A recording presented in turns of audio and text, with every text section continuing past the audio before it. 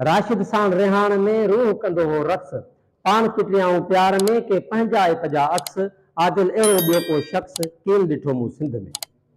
मोरो में सिंधी अदबी संगत शाख मोरो जे सेक्रेटरी मुख्तियार अली शाह मुख्तियार जी मेज़बानी में सिंध जे नाले वारे अवामी मज़ामती शाइर राशिद मोराई जी 80वीं सालगिरह जी तक़रीब पीर शमसुद्दीन शमस जी सदारत में Rashid Morai government high school Moro town campus में थी गुज़री।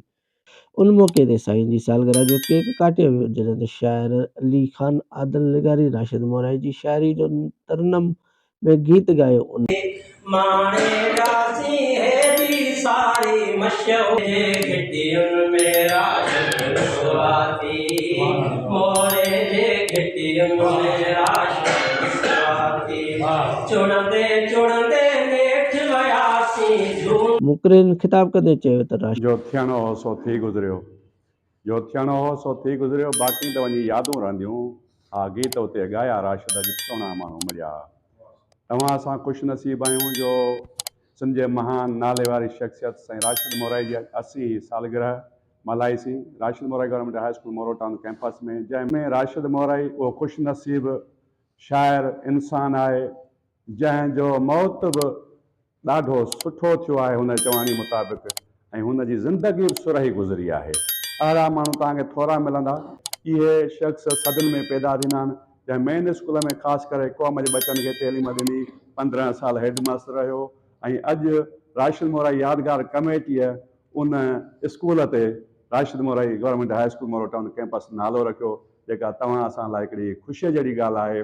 अॼु साईं खे न रुॻो असां यादि कया, पर मां सम्झां थो त सिंध जे चइनी कुंडनि ते जेके साईं जा चाहींदड़ आहिनि उहे साईं खे अॼु जेको सालगिरह मल्हाए भेटा ॾियनि पिया। इंसान न रुॻो शाइरीअ में अॻिते निकिता पर हीअ पंहिंजे धरतीअ सां इश्क चकमकारो चाह रखनि पिया, जिन लोचो ऐं सोचो, जंहिंजे करे अॼु जेको आहे सो हुननि खे असां सभु यादि पिया कयूं। सत त उहे क़ौमूं ख़ुशि नसीब आहिनि जेके अहिड़नि अदीबनि शाइरनि जा प्रोग्राम कनि ऐं उन्हनि खे यादि कनि। साईं राशिद मोराई असांजे सिंध जो उहो बहादुर शाइर, क़ौमी शाइर जेको पंहिंजे हर मकतबे फ़िक्र जे दोस्तनि खे टाइम ॾियण वारो, कमिटेड, इल्मी अदबी सियासी समाजी जेके बि असांजा दोस्त आहिनि शाइर अदीब, उहे अॼु साईं खे वॾे मान ऐं मर्तबे सां यादि कनि था। साईं राशिद मोराई असां सभिनी जे लाइ मशाल राह हुओ ऐं साईं राशिद मोराई अॼु जेको प्रोग्राम मल्हाए, साईं मां ख़ासि करे साईं मुख्तियार अली शाह मुख्तियार जेको सिंधी अदबी संगत शाख मोरे जो सेक्रेटरी आहे उनखे मुबारकबाद पेश कयां थो। सभिनी अदीबनि शाइरनि सभिनी खे मां मुबारकबाद पेश कयां थो त साईं राशिद मोराई सभिनि में हेॾियूं शख़्सियतूं पैदा थींदियूं आहिनि।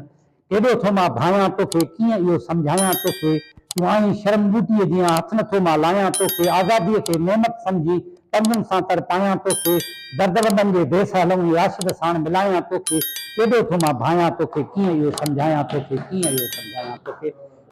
ऐं सिंधड़ी जिंदड़ी सुस्त न थी को ताव न तोखे तोते सणो आहे, जंहिं तोखे दिलि सां पूॼो आहे सो जवान सलामत आहे अञा। काफ़र न चओ फतवा न ॾियो मोमिन खे मियां मुनकर न सॼो, सच पच त असांजो सूंह मथां ईमान सलामत आहे अञा। राशिद त मरी वियो साल थिया, हॾड़ा बि ॻरी विया हूंदा पर हू शाइर हो सो शेरनि जो दीवान सलामत आहे अञा। साईं राशिद मोराई जी शाइरीअ में असांखे बंदि कमरनि जा उजागा, ड्रिगन कारनि वारनि जी ख़ुशबू, हवाउनि जो हुगाव, इल्तिजाउनि जा ॻोढ़ा, ॾात जूं सखावतियूं, रहबरनि जूं वेसाहगतियूं ऐं चांड्रोतियुनि जा चंड ऐं ॿियो घणो कुझु जंहिं ॿारहाड़ी जी मंज़र निगारी सां प्यारु कयो, सिंध जी ग़रीब आवाम सां पोरियत सां मज़लूमनि सां प्यारु कयो ऐं उन्हनि जे लाइ लिखियो ऐं हुननि जे लाइ सॼी ज़िंदगी जाखोड़ियो। साईं राशिद मोराई जी शाइरी में घणो कुझु मिले थो।